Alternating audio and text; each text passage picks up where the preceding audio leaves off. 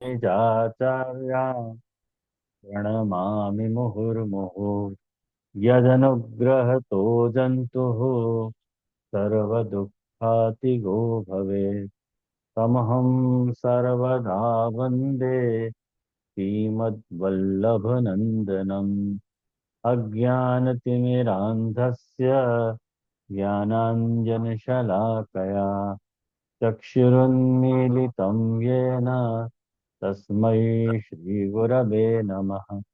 नमामि हृदये शेषे लीलाक्षीराब्धिशायनम् लक्ष्मीसहस्रलीलाभिः सेव्यमानं कलानिधिम् चतुर्भिश्च चतुर्भिश्च चतुर्भिश्च त्रिभिस्तथा षड्भिर्विराजिते योऽसौ पंचधा हृदये मम। आचार्यवाच प्रणमामि भाष्य निबंध सुबोधिनी स्थायितराश्रयास्ता मत्स्वान्तागत्य कृपाप्लुतास्ता मदीय वाचाम रचयन्त लंकृतिम्।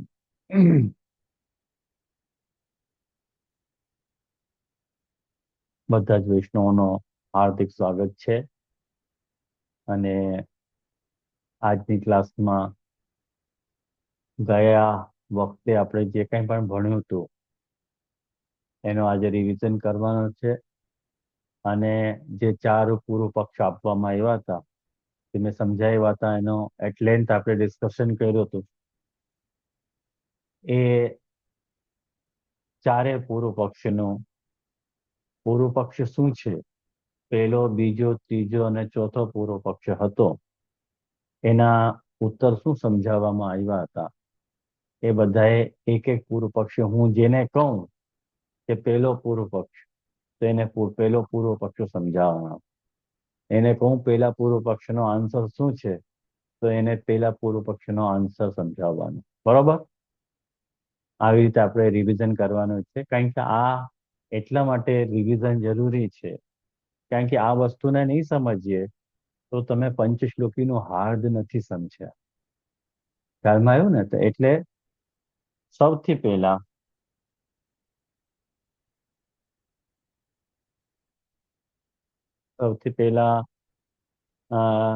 પહેલો પૂર્વ પક્ષ. અચ્છા, સૌથી પહેલા પહેલો શ્લોક પણ બતાવશે મને. એ કયો પહેલો શ્લોક પણ બતાવશે મને?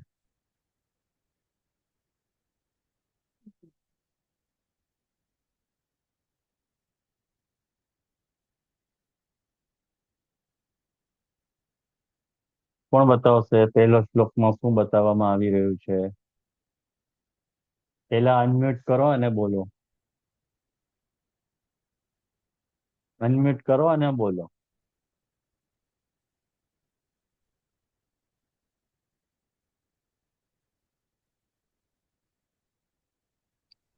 જે તત્વદર્શન, વ્યવહાર પક્ષ ને ચાર બતાવવામાં આવ્યા હતા. પહેલો શ્લોક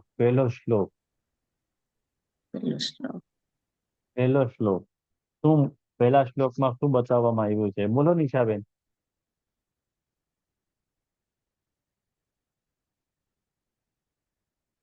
બોલો. સાંભળતા નથી નિશાબેન કદાચ. ના, સાંભળું છું. જે મને અનમ્યુટ કરતા વાર લાગી ને જરાક ગ્રંથ ખાલી અચ્છા. ખોલું એટલે શ્લોક પેલો ગૃહમ સર્વાત્મના ત્યાજ્યમ હા. તચ્ચે ત્યક્તું ન શક્યતે કૃષ્ણાર્થમ તત્ પ્રયોજિતમ કૃષ્ણો અનર્થસ્ય મોચક. એટલે સર્વાત્મપણાથી ઘરને ત્યાગ કરવો, અને જો એ ત્યાગ કરવામાં શક્ય ન હોય તો ઘરનો કૃષ્ણ માટે પ્રયોજન કરવું, એટલે કે ઘરમાં રહીને પ્રભુની સેવા કરવી. કારણ કે પ્રભુ કેવા છે? સર્વ અનર્થને દૂર કરવા વાળા છે. આવું પહેલા શ્લોકમાં સમજાવે છે. બહુ સુંદર, ફેન્ટાસ્ટિક નિશાબેન. બસ આવી જ રીતે એક્સપ્લેનેશન મને જોઈએ છે. આવી જ રીતે બતાવવાનું છે. હા, ચલો બીનાબેન, બીજો શ્લોક. હા જી સહ સર્વાત્મા ત્યાજ્યમ ચ ચેત ત્યક્તુમ ન શક્યતે સદભી સકર્તવ્યમ સંત સસ્ય ભેષણમ. મહાપ્રભુજી સત્સંગને ભગવત ચણાવીના તુલ્ય બતાવી રહ્યા છે. અને 3 છે કે આદિ ભૌતિક ચણાવીન, એમાં જ્ઞાન અને ભક્તિ આવશે. ના બીનાબેન, શ્લોકનો અર્થ સમજાવો, ખાલી વ્યાખ્યાન નહીં, શ્લોકનો અર્થ ખાલી સમજાવવાનો છે. મહાપ્રભુજી શું કહેવા માંગી રહ્યા છે એ સમજાવો.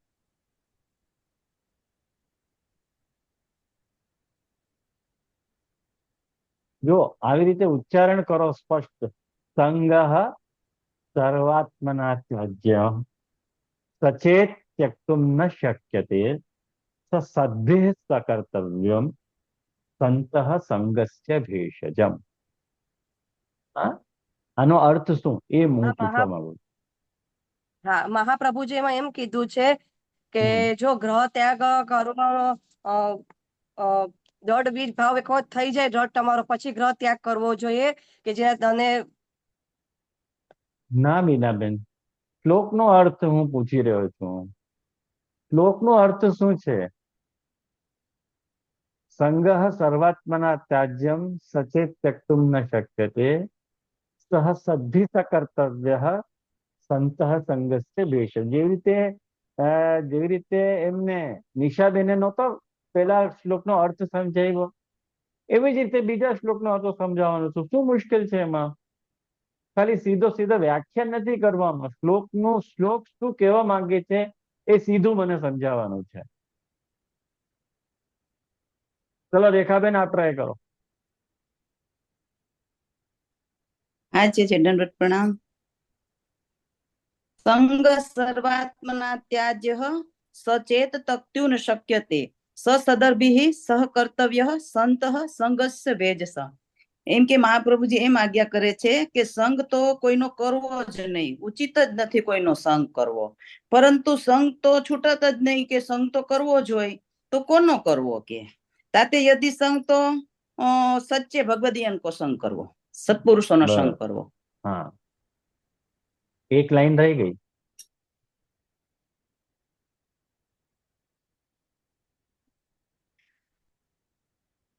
કઈ લાઈન નો અર્થ નથી કર્યો તમે? બધી લાઈન નો. સંગ સર્વાત્મના ત્યાજ્યનો અર્થ કર્યો, સચેત ત્યક્તુમ ન શક્યતે એનો પણ અર્થ કર્યો, તો સદ્ભિઃ સકર્તવ્ય એનો પણ અર્થ કર્યો, પણ સંતઃ સંગસ્ય ભેષજમ આનો આ પંક્તિનો અર્થ મેં નથી કર્યો.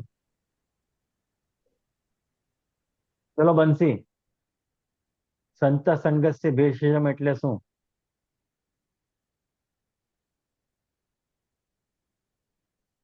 અઘરો પડ્યો બંસી. એટલે શક્ય હોય તો ભગવત કોઈ કે આપના એટલે સત્પુરુષોનો સંગ કાં તો પુસ્તકોનો સંગ કરીને.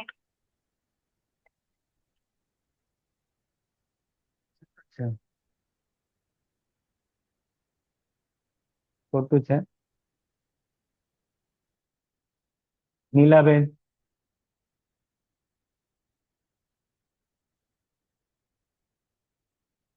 સંતઃ સંગસ્ય ભેષજમ નો શું અર્થ છે? રેખાબેને 3 પદનો અર્થ કર્યો, ચોથો પદનો અર્થ ન કર્યો. સંગ એટલે સંગ, સત્પુરુષ એટલે સત્પુરુષ અથવા તો ભગવદીયોનો સંગ. ભેષજમ એટલે ઉચિત છે અથવા તો આવકાર્ય છે, કરવો આવકાર્ય છે એવો. એટલે સંગ કરવો જ પડે તો સત્પુરુષોનો સંગ અથવા ભગવદીયોનો સંગ કરવો ઉચિત છે એમ. ખોટું નીલાબેન, આ અર્થ નથી. બીનાબેન, બીનાબેન કાં ગયા? બીનાબેન,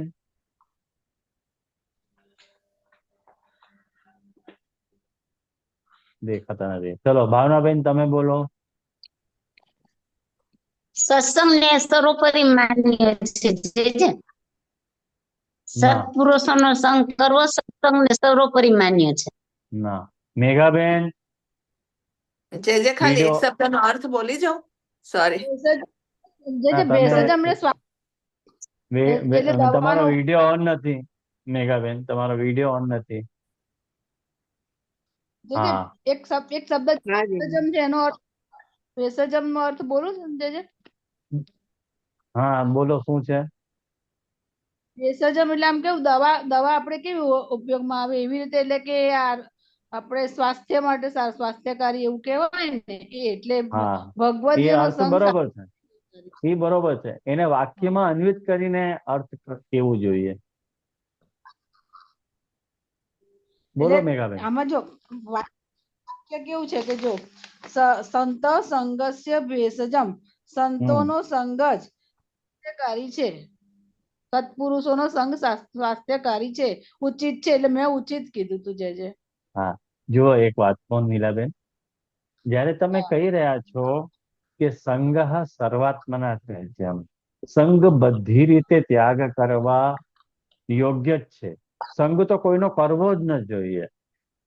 સચેત એવું એવું જ્યારે એવું થઈ જાય, જ્યારે એવી પરિસ્થિતિ છે કે સંગ ત્યાગ કરવું પડે, સંઘનો ત્યાગ કરવો જોઈએ, પણ ત્યક્તુમ ન શક્ય છે. પણ સંઘનો ત્યાગ કરવો પોસિબલ નથી. અને એટલે સંઘ કોનો કરવો? જો ત્યાગ કરવો પોસિબલ નથી તો સંઘ તો કરવો જ પડે, એમ અર્થ થયું. તો સંઘ કોનો કરવો? તો મહાપ્રભુજી કહે છે કે સ એટલે પેલો, પેલો એટલે શું? સત્સંગ. સત્સંગ સદભી સહ, સત્પુરુષો સાથે કર્તવ્ય કરવું જોઈએ. શા માટે? એનું કારણ બતાવે છે કે સંત, સંતનો અર્થ કર્યો ભગવદીયો. એ જે ભગવદીયો છે એ સંઘની ઔષધ રૂપ છે. એ આન્સર છે એનો. સંત સંગસ્ય ભેષજમ છે.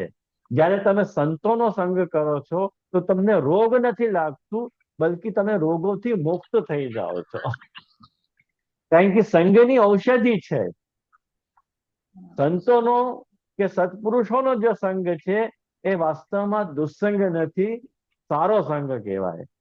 એ સંગથી જે દોષ તમને લાગવાનો તમને ભય લાગે છે એ ભય હવે તમને નહીં લાગે. શા માટે?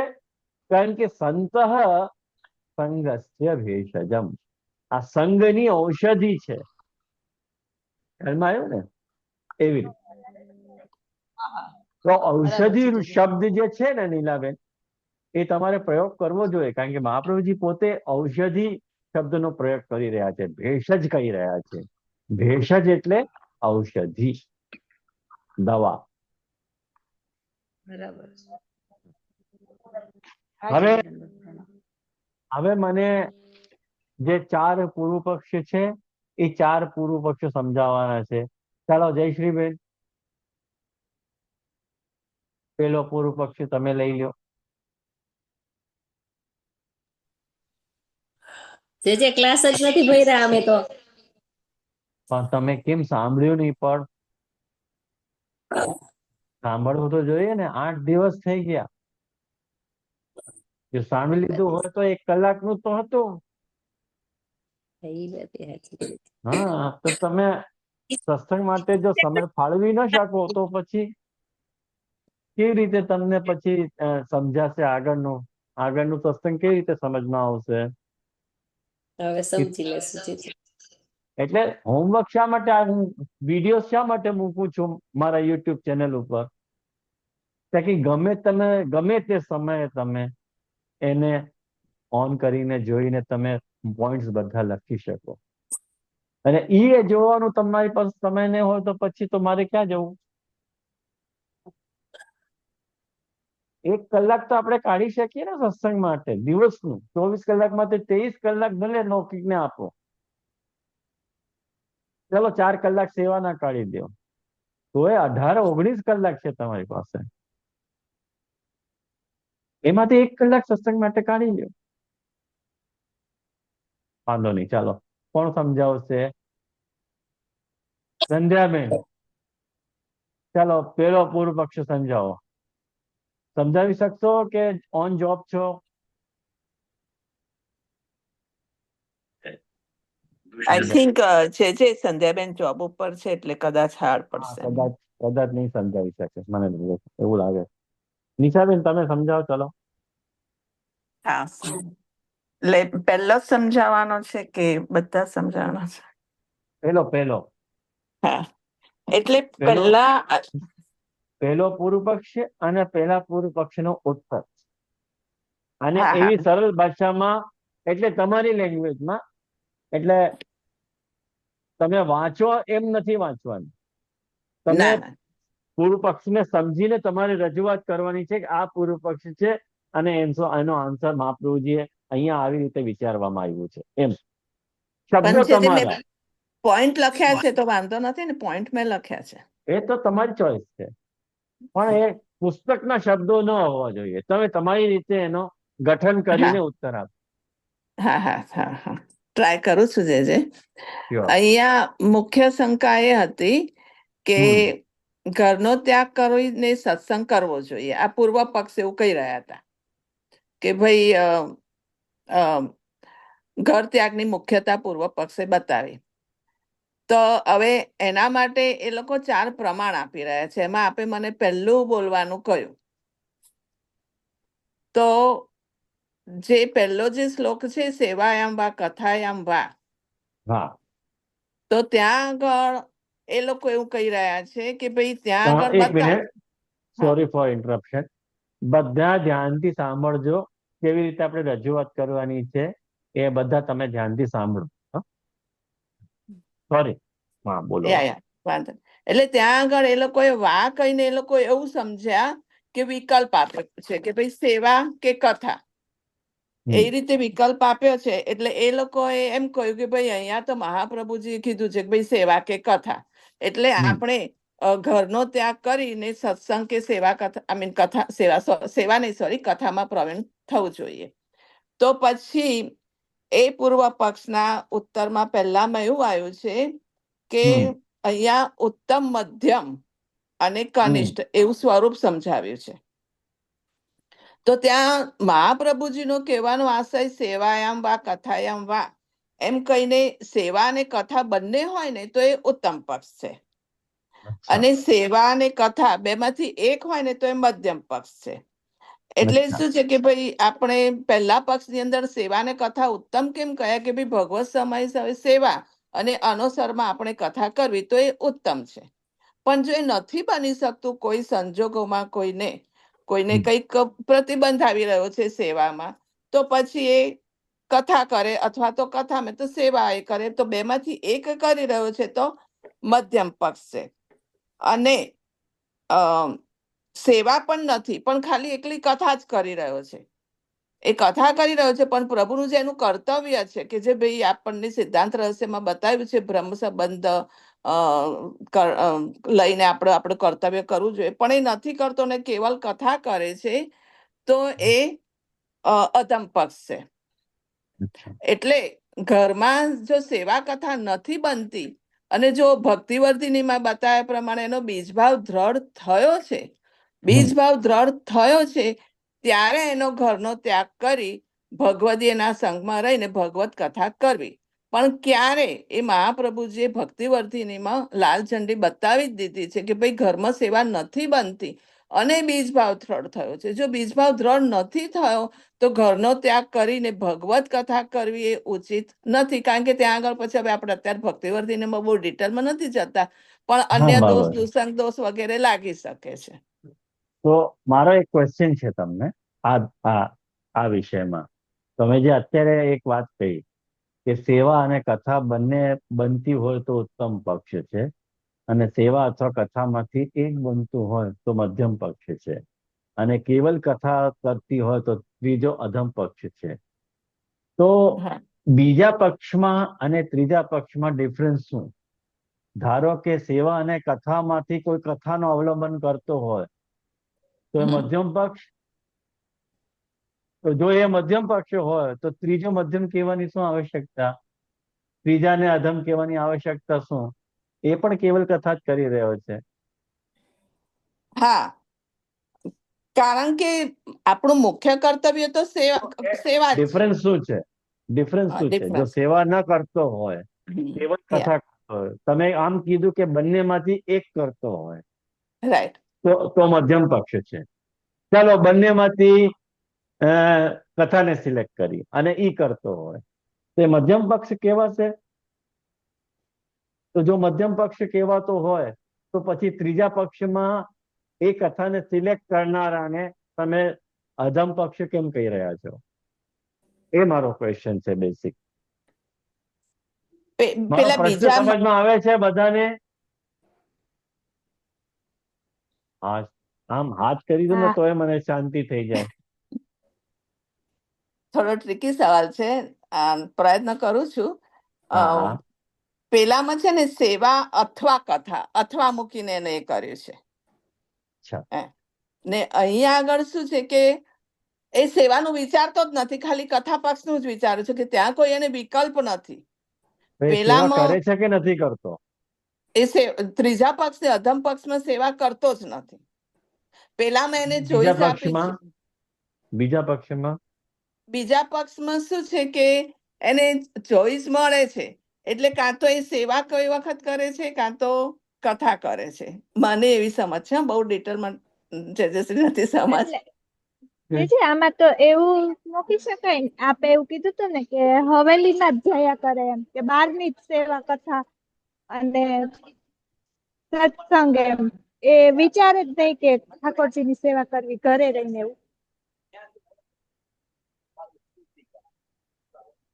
સોરી,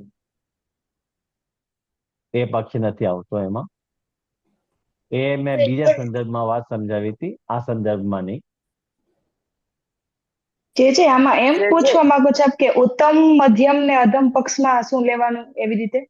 હા, એ જ પૂછવા માંગુ છું.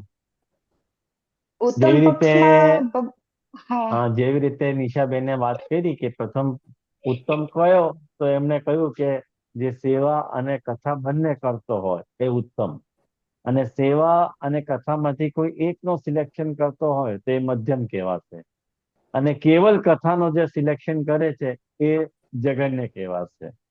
તો મારો પ્રશ્ન એ છે કે બીજા અને ત્રીજો વન એન્ડ ધી સેમ થઈ રહ્યા છે. આમ જોવા હા, જાય તો બીજો અને ત્રીજામાં કઈ ડિફરન્સ દેખાતો જ નથી. તો જે બીજા અને ત્રીજાને ડિફરન્સ કરવામાં આવ્યું છે એનું રહસ્ય શું છે એ મને નથી સમજમાં આવતું, એટલે પૂછું છું.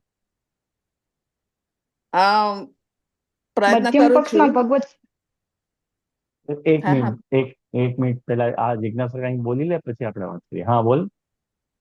જે મધ્યમ પક્ષમાં ભગવત સેવા અને અધમ પક્ષમાં કથા. રાઈટ રાઈટ જિજ્ઞાસા, એકદમ ફર્સ્ટ ક્લાસ. જો એક વાત ધ્યાન રાખો કે સેવા અને કથા બંને કરતો હોય એ ઉત્તમ પક્ષ, કેવલ સેવા કરતો હોય એ મધ્યમ પક્ષ, અને કેવલ કથા કરતો હોય એ અધમ પક્ષ છે. કારણ કે સેવા અને કથામાંથી તમે સેવાને સિલેક્ટ કરી રહ્યા છો મુખ્ય હોવાના કારણે, પણ કથાને આટલું ઇમ્પોર્ટન્સ નથી આપતા, તો તમે મધ્યમ કેટેગરીના છો. બંનેને ઇમ્પોર્ટન્સ આપો છો તો તમે ઉત્તમ કેટેગરીના છો. કેવલ કથાને કેવલ સેવાને ઇમ્પોર્ટન્સ આપી રહ્યા છો, કથાને એટલું નથી આવકારતા કે ના ન કરી તો ચાલે, તો તમે મધ્યમ કેટેગરીના છો. અને તમે સેવાને નથી ગણકારતા, સેવાને સિલેક્ટ નથી કરતા, સેવાને સેવાને નથી એટલે ઇમ્પોર્ટન્સ. અરે બીનાબેન મ્યુટ કરો ને.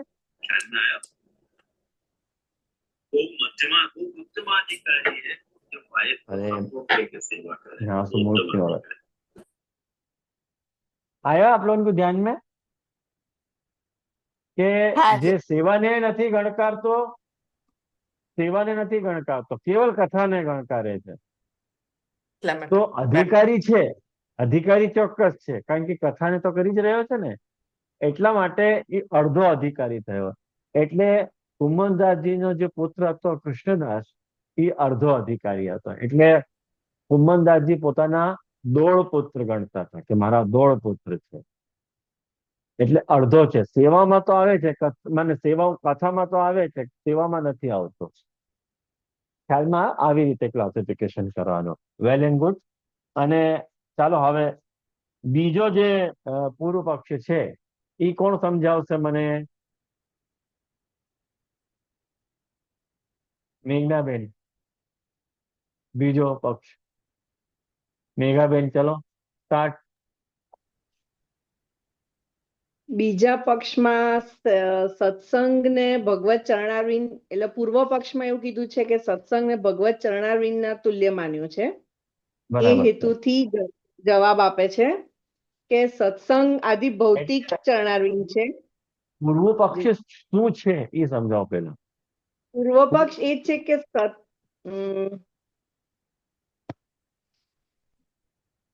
કઈ વાત ઉપરથી પૂર્વ પક્ષ આવ્યો છે આ? ભગવત સેવા મુખ્ય કલ્પ છે અને સત્સંગ ગૌણ કલ્પ છે. એના ઉપરથી એના માટે પૂર્વ પક્ષ આવ્યો છે શું આવ્યું છે? કે સત્સંગ ને ભગવત ચરણારવિંદ ના તુલ્ય માન્યો છે એમ. એ હેતુ છે એમ. ના, સમજમાં નથી આવ્યું. સમજમાં નથી આવ્યું. એટલે શા માટે પૂર્વ પક્ષી શા માટે કરી રહ્યા છો એ વાત સ્પષ્ટતા ન થઈ. સત્સંગને ભગવત ચરણારવિંદના તુલ્ય માનવામાં આવ્યો છે, કયા હેતુથી, શા માટે આ સરખામણી કરવાની જરૂર શું પડી, એ હું પૂછી રહ્યો છું. ભગવત સેવા મુખ્ય છે અને એક ગૌણ કલ્પ છે એટલા માટે. અચ્છા, હા, તો એને કનેક્ટ કરો, ડોટ્સ ને કનેક્ટ કરો. એ તો ખબર નહીં, જે એવું તો નહીં ફાવે. જુઓ, એક વાત કહું, સત્સંગ જ્યારે ભગવત સેવા ઉત્તમ પક્ષ છે અને ત્યાગ જે છે ગૌણ પક્ષ છે, ગ્રહ ત્યાગ ગૌણ પક્ષ છે, પણ સત્સંગને ભગવત ચરણારવિંદના તુલ્ય માનવામાં આવ્યું છે. તમે કહો છો કે ગૌણ છે, ગૌણ નથી. સત્સંગ પણ ભગવાનનો ચરણારવિંદ છે, ચરણારવિંદ જ છે. કેવી રીતે ગૌણ હોઈ શકે? ઠાકુરજીનો આદિ ભૌતિક ચરણારવિંદ છે, એ ગૌણ કેવી રીતે હોઈ શકે? આ પૂર્વ પક્ષ છે.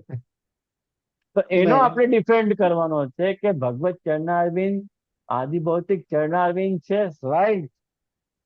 આ વાત અમે એક્સેપ્ટ કરીએ છીએ, પણ ઠાકોરજીના 3 જાતના ચરણારવિંદ હોય, આદિ ભૌતિક, આધ્યાત્મિક અને આધિદૈવિક. તો આદિ ભૌતિક ચરણારવિંદ થી મોટો આધ્યાત્મિક ચરણારવિંદ છે અને આધ્યાત્મિક ચરણારવિંદ થી મોટો આધિદૈવિક ચરણારવિંદ છે. તો જયારે આપણા માથે સ્વરૂપ બિરાજે છે, એ સ્વરૂપગત જે ચરણારવિંદ છે એ તો આધિદૈવિક ચરણારવિંદ છે. તો આપણા માટે એ વચન કામ લાગુ નહીં પડે. કોના માટે લાગુ પડશે? કે જો સેવા નથી કરતો એના માટે. પૂર્વ પક્ષ તમે એવો કરો કે સામે વાળો વિચારમાં પડી જાય કે હા, તો આવું છે, પછી એવી રીતે કરવું જોઈએ પૂર્વ પક્ષ. બરોબર? ચલો જિજ્ઞાસા, ત્રીજો પક્ષ સમજા.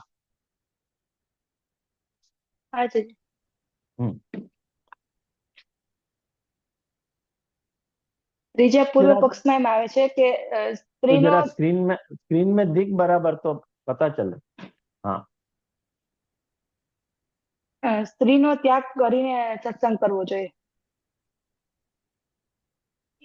हाँ, સ્ત્રીનો ત્યાગ કરીને સત્સંગ કરવો જોઈએ.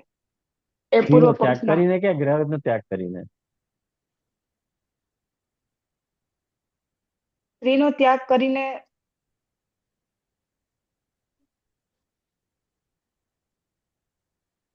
સ્ત્રીનો સંગ દુષ્ટ છે, એટલે સ્ત્રીનો ત્યાગ કરીને અચ્છા, સરખી રીતે રજૂ કરો, પૂર્વ પક્ષ રજૂ કરો સરખી રીતે. તમે પૂર્વ પક્ષ રજૂ કરો, એને રજૂ કરતાની સાથે આપણે વિચારમાં પડી જવા જોઈએ કે ના, હા, વાત સાચી છે. હા,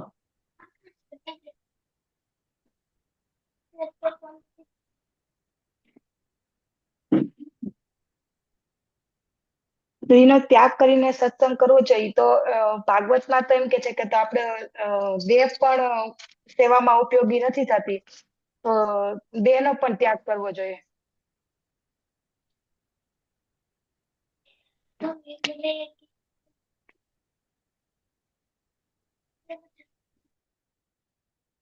સમજાયું ને?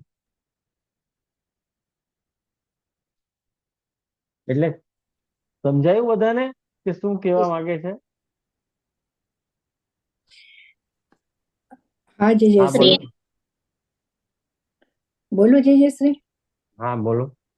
હા એમ ગૃહ ત્યાગ કરવાનું કીધું છે તો ગૃહ ત્યાગ એમ કે ત્યારે કરો એમ કે જો તમને સ્ત્રીમાં પછી એમ કીધું છે કે જો સ્ત્રી તમને સેવામાં ને એમાં ઉપયોગી હોય તે ઉત્તમ સ્ત્રી કહેવાય એમ કે પછી અર્થ કામ મોક્ષમાં જો તમને ઉપયોગી હોય તો એ મધ્યમ સ્ત્રી કહેવાય અને ખાલી કામમાં હોય તો એ કે હીન સ્ત્રી કહેવાય. તો જો તમને ઉત્તમ સ્ત્રી હોય તો તમે ગૃહ ત્યાગ નથી કરી, ઘરમાં જ રહીને સેવા કરી શકો છો. ગૃહ ત્યાગ ના કરો તો ચાલે એમ, તો ગૃહમાં રહીને સેવા કરી શકો એમ. બરોબર છે જી? આ તમે પૂર્વ પક્ષ બતાવી રહ્યા છો કે ઉત્તર પક્ષ બતાવી રહ્યા છો? પૂર્વ પક્ષમાં એમ છે કે તમે ઘર છોડી ગૃહ સેવા છોડીને સેવા કરે કે નહીં એમ, તો ત્યારે એમ કે છે કે ગ્રહ સેવા તો છોડવાની કે જો સ્ત્રી તમને અનુકૂળ ન હોય તો તમે ગ્રહ છોડી શકો છો. તો અનુકૂળ ક્યારે હોય તો એના પક્ષમાં આ 3 પ્રકારની સ્ત્રી બતાવી. એમાં જો ઉત્તમ સ્ત્રી હોય તો આપણે કે ઘરમાં રહીને જ સેવા કરી શકીએ, તો ઘર છોડવાની જરૂર નથી. બધાને ખ્યાલમાં આવ્યું? બીનાબેને શું કહ્યું? બધાને ખ્યાલમાં આવ્યું? આવ્યું ને? ક્યાં સમજમાં આવ્યો? કોણ બતાવ્યો? આ જુઓ, ના પાડે છે મેઘાબેન, ના પાડે છે, એમને સમજમાં નથી આવ્યું.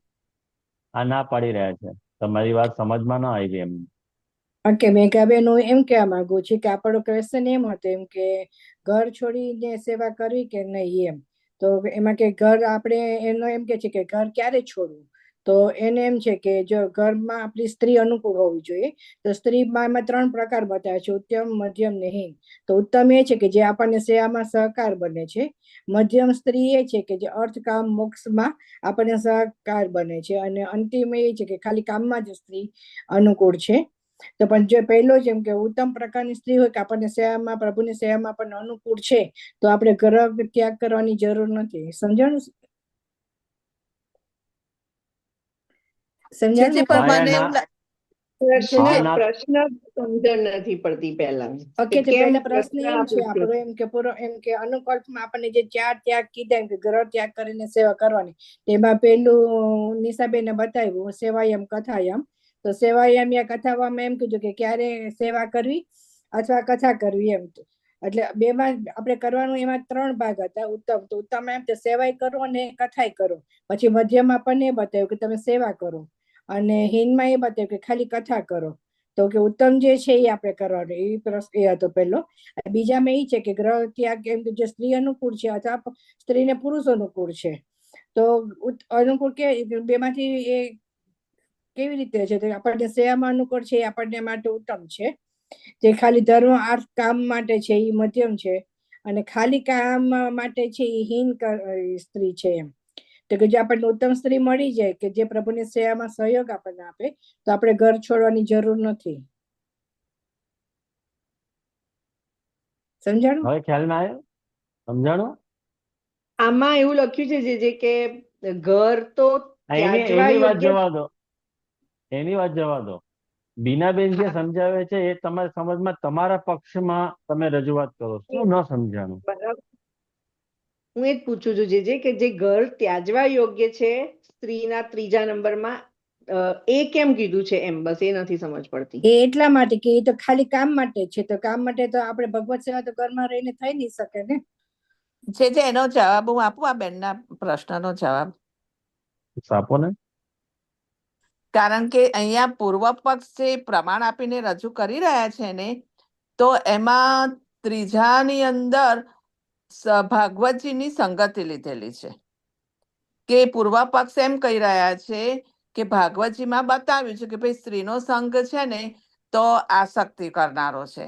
એટલે જો ભક્તિની એ વૃદ્ધિ કરવી હોય અને કથા માટે પછી સ્ત્રીનો સંગ ત્યાગ કરવો એટલે કે ઘરનો ત્યાગ કરવો, એ એના માટે પછી આ ઉત્તર પક્ષમાં આવી રહ્યા છે કે ભાઈ જો સ્ત્રી ઉત્તમ અધિકારી, મધ્યમ અધિકારી ને જે હમણાં આ બેને સમજાવ્યું ને એ પ્રમાણે, પણ પૂર્વ પક્ષમાં પૂર્વ પક્ષ વાળા ભાગવતજીનું પ્રમાણ આપીને કહી રહ્યા છે કે ભાઈ ભાગવતજીમાં તો આવું કહેલું છે કે ભાઈ સ્ત્રીનો સંગ છે ને એ સંસારની આસક્તિને વધારનારો છે ને, એટલે પછી સ્ત્રી સંઘનો ત્યાગ કરવા માટે ગૃહ ત્યાગ કરી અને ભગવત કથામાં આપણે થવું જોઈએ.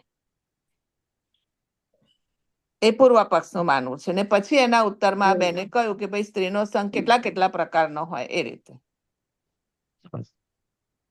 તો હવે જુઓ એક વાત સ્પષ્ટ રીતે ત્રીજા પૂર્વ પક્ષમાં આપણે કોઈને સમજાવવું હોય, પૂર્વ પક્ષ ત્રીજો આપણે શું સમજાવવાનું છે કે ત્રીજા પૂર્વ પક્ષમાં આમ આજ્ઞા કરવામાં આવી છે કે સ્ત્રીનો જે સંગ છે એ પુરુષ માટે મહત બાધક છે, એટલા માટે ગ્રહનો ત્યાગ કરવો જોઈએ અને ગ્રહ ત્યાગ કરીને સત્સંગ કરવો જોઈએ. અને સ્ત્રીનો સંગ પુરુષને બાધક છે, એમાં પ્રમાણ ભાગવતના એકાદશ સ્કંધના 14મા અધ્યાયના વચન ટાંકેલા છે. બરોબર છે. હવે આપણી એ ડ્યુટી છે કે આ વચનને અસત્ય સિદ્ધ કરી દેવો, આ વચનનો સાચો તાત્પર્ય લોકોને બતાવવું, એ આપણી જવાબદારી છે કે ભાઈ ભાગવતકાર કહેવા શું માંગે છે. તો સૌથી પહેલો પૂર્વ પક્ષ, આ પૂર્વ પક્ષમાં બે પૂર્વ પક્ષી કહે, એક સાથે બે પૂર્વ પક્ષ કરવામાં આવ્યા છે. કયો પૂર્વ પક્ષ? પહેલો પૂર્વ પક્ષ કે સ્ત્રીનો સંગ દુષ્ટ સંગ છે. બીજો પૂર્વ પક્ષ કે ઘરમાં રહેવું અનિષ્ટકારી છે, કારણ કે ઘર કારાગાર છે. બે વાત એક સાથ બતાવવામાં પૂર્વ પક્ષ રીતે કરવામાં આવી છે. ખ્યાલમાં આવ્યું કે ઘર કારાગાર છે અને સ્ત્રીનો સંગ દુષ્ટ સંગ છે. બંનેના પ્રમાણ આપવામાં આવ્યા છે. પહેલા પ્રશ્નનો ઉત્તર કે સ્ત્રીનો સંગ દુષ્ટ સંગ છે, એનો ઉત્તર શું છે કે સાચી વાત છે, સ્ત્રીનો સંગ દુષ્ટ સંગ છે. પણ ક્યારે એ તો નક્કી કરવું પડશે ને, કારણ કે સ્ત્રીની 4 કેટેગરી હોઈ શકે. કાં તો એ સેવામાં સહયોગી હશે, કાં તો તમારા ત્રિવર્ગમાં સહયોગી હશે, કાં તો તમારા કામોપભોગમાં સહકારીણી હશે, અને કાં તો ધન લવલુપ હશે.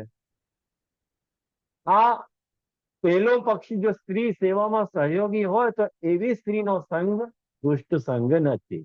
અને બાકીના 3 હોય એ તો સમજી લેવાના હોય, એના માટે કોઈ ગ્રહ ત્યાગ કરવાની આવશ્યકતા નથી. આપણે ભાગવતના આ વચનનો આ આન્સર છે. બીજો જે ક્વેશ્ચન પૂછવામાં આવ્યું હતું કે ગ્રહ જે છે કારાગાર છે, એટલે અમે ગ્રહનો ત્યાગ કરીએ છીએ. જો ભાગવતમાં પણ આવ્યું છે, સાચી વાત છે, તમારો પૂર્વ પક્ષ બરોબર છે. પણ ભાગવતમાં પોતે શું કે છે કે તાવદ રાગાદય સ્તેન તાવત કારાગાર ગ્રહમ. એ જે તમારા કામ, ક્રોધ, મોહ વગેરે જે કંઈ પણ તમારી આસક્તિઓ છે એ ક્યાં સુધી તમને કષ્ટપ્રદ છે, કષ્ટકારી છે? જ્યાં સુધી તમને કૃષ્ણના ચરણારવિંદમાં મોહ નથી થયો ત્યાં સુધી. જે દિવસે તમને કૃષ્ણના ચરણારવિંદમાં મોહ થઈ જશે, પ્રેમ થઈ જશે, ત્યારે આ બધા જે તમારા કામ, જે ક્રોધ, આ જે બધા ભાવો છે ને એ ભગવદાત્મક થઈ જશે. પછી એ તમને કષ્ટકારી નહીં રહે. આ 2 ક્વેશ્ચનનો આન્સર આવી રીતે આપવાનો છે. જો મેં કેવી રીતે આવી રીતે સમજાવવાનું હોય કોઈને પૂર્વ પક્ષ, જ્યારે તમે પૂર્વ પક્ષની રજૂઆત કરો તો તારે એને મગજમાં બેસવું જોઈએ કે શું પૂર્વ પક્ષ આવી રહ્યું છે. એમની અડધું પડધું આપણે બોલીએ કે એને સમજાય જ નહીં કે શું વાત ચાલી રહી છે. એનો સરખી રીતે અભ્યાસ કરશો ને તો ચોક્કસ આવી જશે સમજમાં. એવું કોઈ કઠિન વાત નથી. પણ બનતી રીતે બીનાબેને સારી ટ્રાય કરી, એમને એટલે હું સાધુવાદ આપું છું, સરસ ટ્રાય કરી. એવી રીતે તમારે પ્રસ્તુતિ તમારી એવી રીતની હોવી જોઈએ કે સામને વાળાને સમજાઈ જાય. ખ્યાલમાં આવ્યું ને? ચોથું કોણ બતાવશે? ચલો રેખાબેન, પેલા પૂર્વ પક્ષ સ્પષ્ટ કરો. પૂર્વ પક્ષ એમ કીધું છે કે સત્સંગ જ ભાગવતમાં મુખ્ય કીધો છે કે સત્સંગનો મહિમા બહુ જ ફલદાયક છે એમ. પૂર્વ પક્ષ એમ કે છે કે સત્સંગ જ મુખ્ય છે. તો ઉત્તર પક્ષ એમ કે છે કે પુષ્ટિ માટે તો સેવા જ સાચો ફલ છે એમ.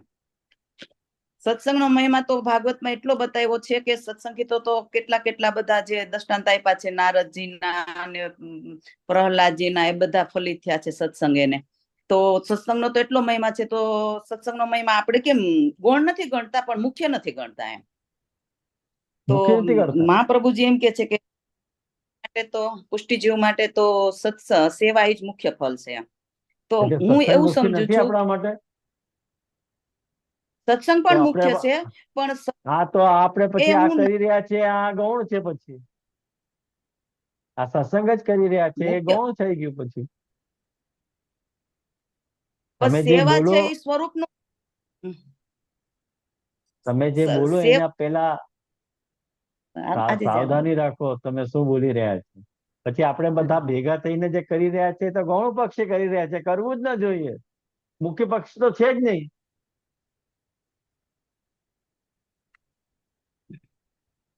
આવી રીતે તમને કોઈ પૂછનાર નહીં હોય. કથા બીચનો વિકલ્પ માંગે છે કે વિકલ્પ કે ગ્રહ ત્યાગ અનુકલ્પ ભગવત સેવામાં નથી. એના માટે વિકલ્પ આપણે ચૂઝ કરવો જોઈએ કે સેવા કે સત્સંગ એમ.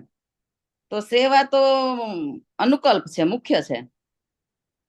સેવા અનુકલ્પ છે. અનુકલ્પ એટલે શું અને વિકલ્પ એટલે શું? વિકલ્પ એટલે બે વસ્તુમાંથી એક નક્કી કરવું. એક મિનિટ, બધાને ચાન્સ આપીશ. વિકલ્પ એટલે શું? વિકલ્પ એટલે કે બે પક્ષ હોય એમાંથી એક પક્ષ નક્કી, એક આ વસ્તુ ફાઇનલ છે એમ. અને અનુકલ્પક એટલે કે એક જ આ જ વસ્તુ એમ. એનો અહીંયા દ્રાષ્ટાંતમાં શું કેવી રીતે સમજવું? એટલે કે મેં થોડુંક લખ્યું છે જે હું સમજાવી શકું તો. જે વિકલ્પમાં એવું છે કે ધારો કે A અને બી છે, તો તમે A ચોઈસ કરો અથવા બી ચોઈસ કરો.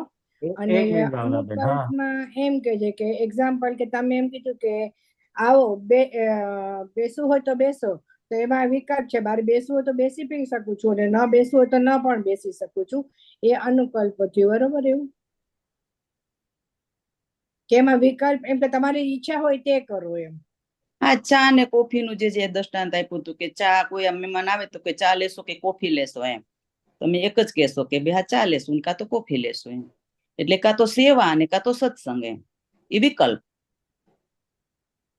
અને અનુકલ્પ એટલે કે સેવા આપણે ત્યાં વિકલ્પ છે. સેવા અને સત્સંગ વિકલ્પ પણ આપવામાં આવ્યા છે.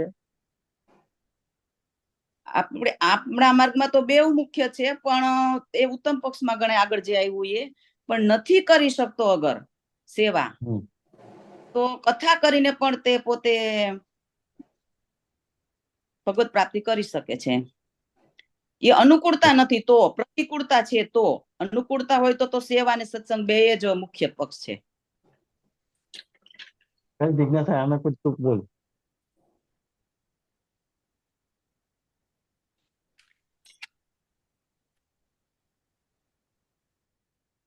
सेवा विकल्प से क्या समझना, विकल्प से यहाँ पे क्या समझाना चाह रहे हैं? सेवा અને સત્સંગ બંને. बंसी गायब हो गई का? ओके ठीक है. हाँ क्या बोल रहे जिज्ञासा, बोल. સેવા અને સત્સંગનો વિકલ્પ નથી, આપણે બંને જરૂરી છે. એટલે સમજાયું નહીં, એને એક્સપ્લેન કર સરખી રીતે.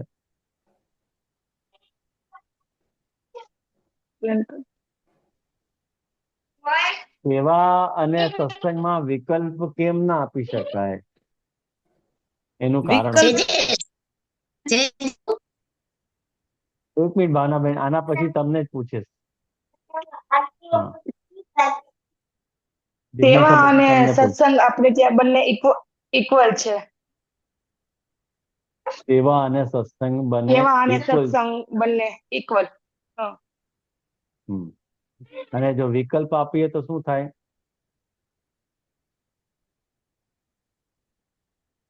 તો મધ્યમ પક્ષ થઈ જાય.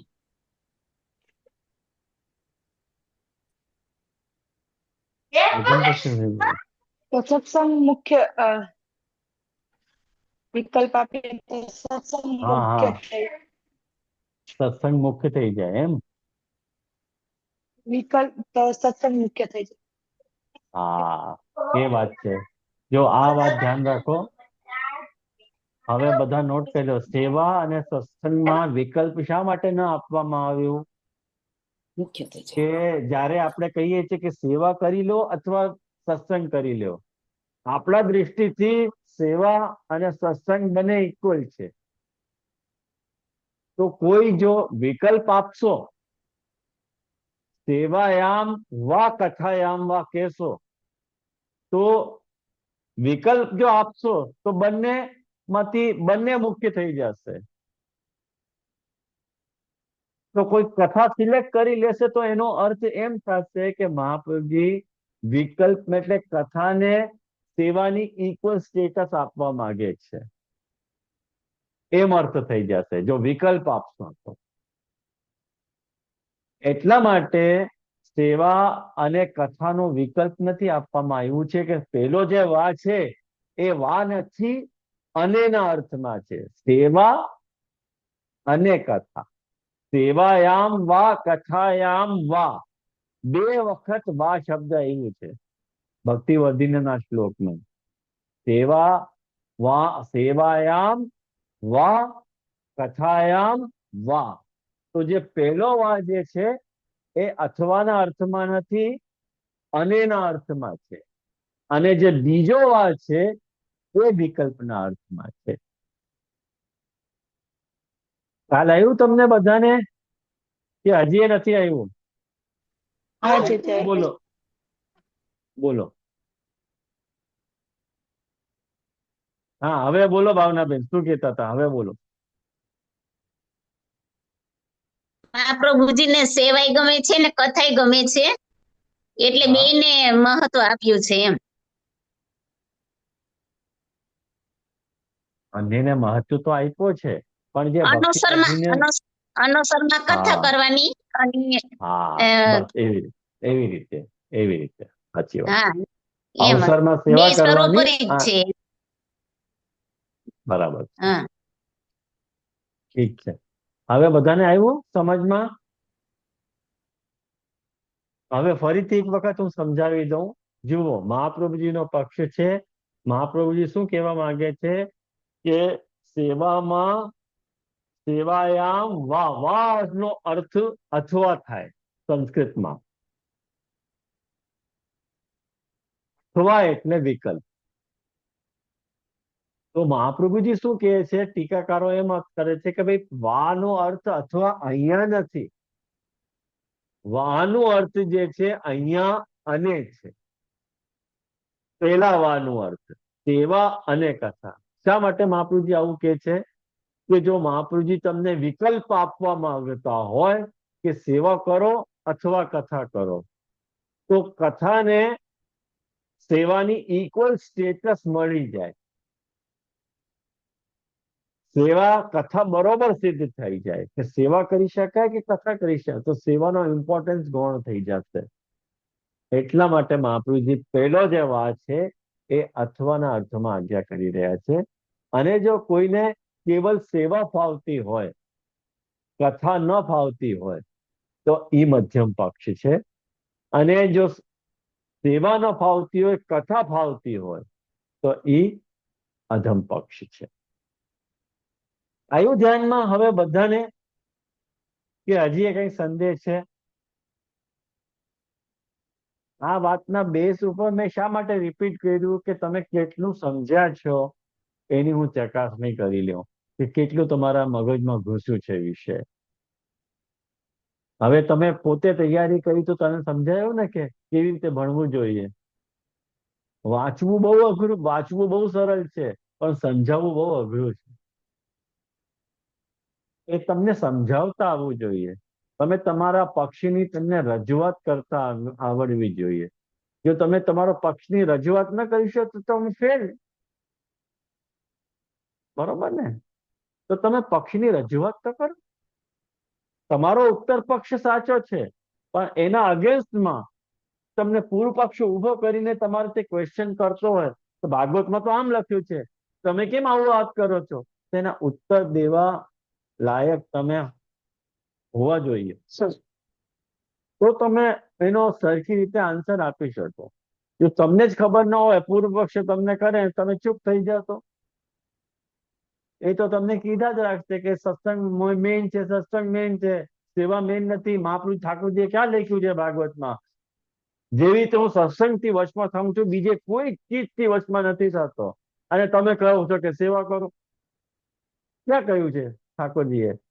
થઈ ગયું ને પોતનો સેવાનો. ત્યારે આપણે કહેવાનું કે ના ના, એવી વાત નથી. સેવાની આજ્ઞા ઠાકોરજીએ પ્રકટ થઈને મહાપ્રભુજીને કરેલી છે. ભાગવતમાં જેવી રીતે એક વાત કહું, જે બધા જ શાસ્ત્ર ધ્યાનથી સાંભળજો, આ વાત બહુ ઇમ્પોર્ટન્ટ વાત છે અને તમારે લખીને રાખવી જોઈએ, ભૂલવી ન જોઈએ. એવી આ વાત તમને બતાવવા જઈ રહ્યો છું. હંમેશા યાદ રાખો કે જે શાસ્ત્રના જે કંઈ પણ વચનો છે એ ટેપ રેકોર્ડ વાગી રહી છે, અને જે ભગવદ વચન છે, જે પ્રકટ થઈને ઠાકોરજીએ જે વચન મહાપ્રભુજીને આજ્ઞા કરી, એ લાઈવ છે, રેકોર્ડ નથી. લાઈવ ક્યારે કરવું પડે? લાઈવ ની જરૂર ક્યારે પડે?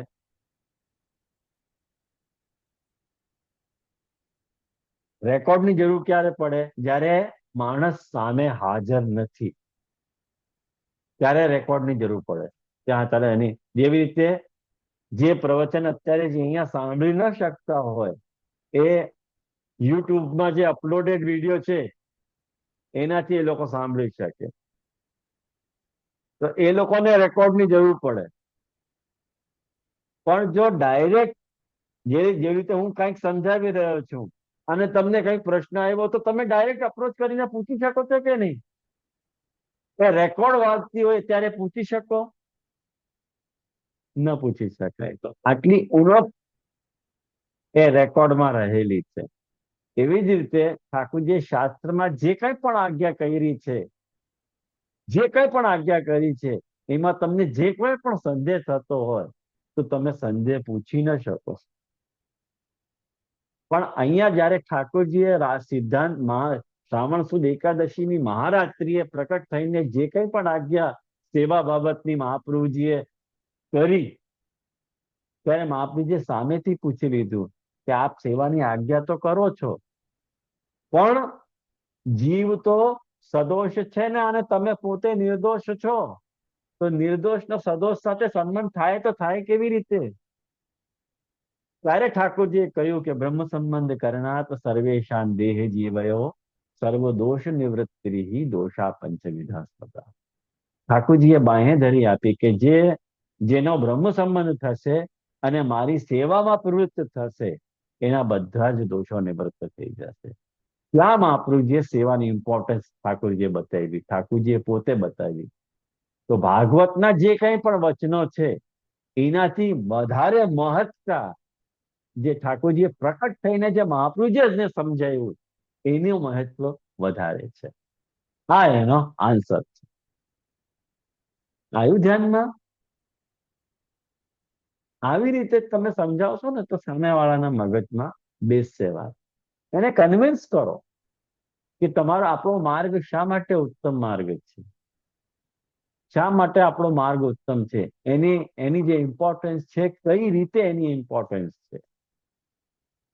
ભાગવતમાં જે કંઈ પણ વાતો સમજાવવામાં આવી છે એમાં માર્ગભેદ નિયામક છે. કારણ કે ત્યાં માર્ગનો વિચાર કરવામાં આવ્યો છે કે ભાઈ આ પ્રવાહનો જીવ છે, આ મર્યાદાનો જીવ છે, આ પુષ્ટિનો જીવ છે. તો પુષ્ટિનો જે જીવ હોય એના માટે કંઈક સાધન નોખા છે, જે મર્યાદાનો જીવ હોય એના માટે કંઈક સાધન નોખા છે, અને જે પ્રવાહનો જીવ હોય એના માટે તો સાધન આપવાને સાધનનો ઉપદેશ કરવાની જરૂર જ નથી, કારણ કે સાધનમાં પ્રવૃત્ત થવાનો જ નથી. એટલે સાધન ભેદ ત્યાં થાય છે, માર્ગ ભેદ ત્યાં પ્રકટ થાય છે. ભાગવતના જે કંઈ પણ વચનો છે એ મર્યાદા માર્ગને ધ્યાનમાં રાખીને એને અનુસરીને એવો ઉપદેશ ત્યાં આપવામાં આવ્યો છે. અને આપણા પુષ્ટિ માર્ગના જે કંઈ પણ ઉપદેશો મહાપ્રભુજી આપ્યા છે એ સેવાને ધ્યાનમાં રાખીને અપાતા ઉપદેશો છે. આટલી તફાવત બંને માર્ગના કારણે તમારે ખ્યાલ હોવી જોઈએ. કઈ મારી ગુજરાતી બોલવામાં કઈક વ્યાકરણિક દોષ થતો હશે, ખબર નહીં, પણ જે વાત હું સમજાવવા માંગુ છું એ તમને સમજમાં આવી કે ન આવી? આવી ને? હા, સેવા કાર્ય કૃષ્ણ સેવા સદા કાર્ય પ્રધાન છે. હા, બસ એવી રીતે ભાવનાબેન, કૃષ્ણ સેવા સદા કાર્ય. મહાપ્રભુજી આમ નથી કહ્યું કે કૃષ્ણ કથા સદા કાર્ય, કૃષ્ણ સેવા સદા કાર્ય. એટલે મહાપ્રભુજી પોતે સેવાનો ઇમ્પોર્ટન્સ વધારે ગણે છે. પણ એ સેવા સાથે જો તમે કથા કરી હોય તો એ ઉત્તમ પક્ષ છે, પક્ષ ઉત્તમ છે. તમે અનધિકારી થઈ જાઓ છો વાત એમ નથી, પણ ઉત્તમ પક્ષ શું છે કે ત્યારે તમે સેવા કરો અવસરમાં અને અનવસરમાં કથા કરો, એ ઉત્તમ પક્ષ છે. પણ કોઈ હિસાબથી તમને સત્સંગ અવેલેબલ નથી, કેવળ સેવા અવેલેબલ છે, કઈ વાંધો નહીં, તો પણ તમે અધિકારી તો છો ને, કારણ કે જે મેઇન કરવાની વસ્તુ છે એ તમે કરી રહ્યા છો. તમારું પોષણ નથી થઈ રહ્યું એટલે તમે મધ્યમ અધિકારી. અને એક વખત તમને એવી સ્થિતિ થઈ જાય કે સેવા હાથમાંથી વહી જાય, સેવા છૂટી જાય અને તમારી પાસે ખાલી કથાનો માધ્યમ રહે, તો એ અધમ પક્ષ થયું. કારણ કે બ્રહ્મ સંબંધ ક્યારે એને અધમ કહેવામાં આવી રહ્યું છે એને પણ સમજો શાંતિથી. શા માટે કથા પક્ષને અધમ પક્ષ કહેવામાં આવી રહ્યું છે એનું કારણ શું? નોટ કરીને રાખો આ વાત. એટલા માટે અધમ પક્ષ છે કે તમારું જે લીધેલું બ્રહ્મ સંબંધ છે ને એ વેડફાઈ રહ્યું છે. કારણ કે જે બ્રહ્મ સંબંધ જે છે એ સેવામાં આવતા જે દોષો છે એની નિવૃત્તિને અનુસંધાનમાં રાખીને આપવામાં આવેલો છે.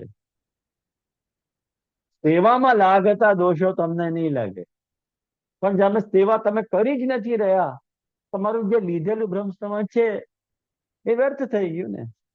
તો બ્રહ્મ સંબંધની આવશ્યકતા જ નહોતી. તમે જો કથાથી જ જો મુક્ત થઈ જવાનું હોય અને કથાથી તમારો ઉદ્ધાર થઈ જવાનો હોય તો પછી બ્રહ્મ સંબંધની તો કઈ વેલ્યુ જ નથી ને. પછી તમે શા માટે લે? તમારા માટે નથી પછી બ્રહ્મ સંબંધ, તો તમે લીધેલી બ્રહ્મ સંબંધ દીક્ષા વ્યર્થ થઈ ગઈ. ખ્યાલમાં આવ્યું? એટલા માટે જો કેવલ કથાનો અવલંબન કરીને રહેતો હોય એને દીક્ષા આપવાની જરૂર નથી, એને ખાલી નામ સ્મરણ આપીને પણ એનો ઉદ્ધાર થઈ શકે છે. આ આખો આપણો પ્રોગ્રામ છે જે મહાપ્રભુજી પંચશ્લોકીમાં ડિસ્કસ કર્યું છે, અને એનો રિયલ જે પર્સપેક્ટિવ છે, એના જે બધા વિચારના કોનાઓ છે એ કોનાઓને મેં તમને સરખી રીતે એક્સપ્લેન કર્યા છે કે તમને સમજમાં આવે કે વસ્તુ સ્થિતિ શું ચાલી રહી છે. એટલા માટે મેં આખો રિવિઝન આજે લીધો. ખ્યાલમાં આવ્યું? તો મારા ખ્યાલથી આજે આપણે અહીંયા રાખીએ, અને નેક્સ્ટ ક્લાસમાં જો તમને રજા જોઈતી હોય તો આપણે ક્લાસ બંધ રાખીશું. રજા ન જોઈતી હોય તો આપણે ક્લાસ ચાલુ રાખશું. બોલો, વોટ કરો બધા. ક્લાસ ચાલુ રાખવી છે. ક્લાસ ચાલુ ક્લાસ રાખવી. ચાલુ રાખો. જિજ્ઞાસા કો પક્ષ આગેઓ.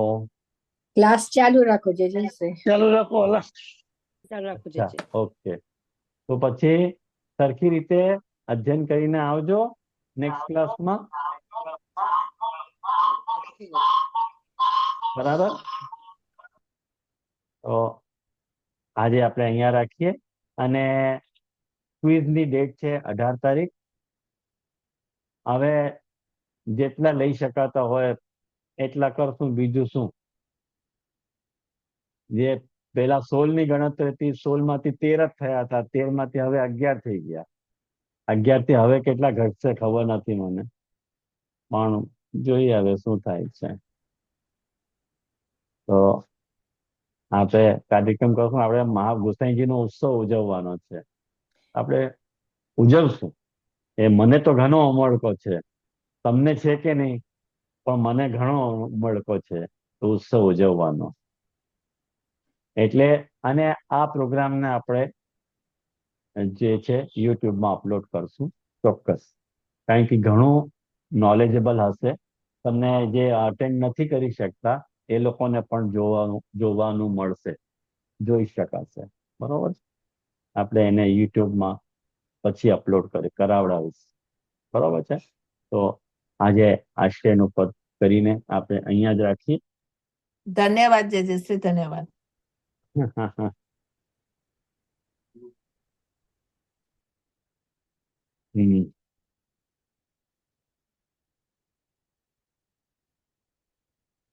શ્રી વલ્લભ સો પ્રીત કર મન,